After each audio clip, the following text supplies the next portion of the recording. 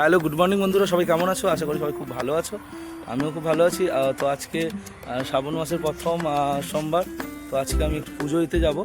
তো চলো, আমার সঙ্গে আছে সুরজিৎ আর অম্লান।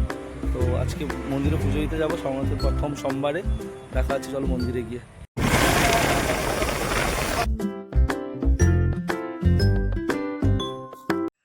বন্ধুরা, তোমরা দেখতে পাচ্ছ এটা রেপারা শিব মন্দিরে চলে এসেছি আমি, এবং রেপারা শিব মন্দিরের গেট এটা। আশা করি সবাই যারা কাছাকাছি বাড়ি রেপারা শিব মন্দিরে সবাই জানো।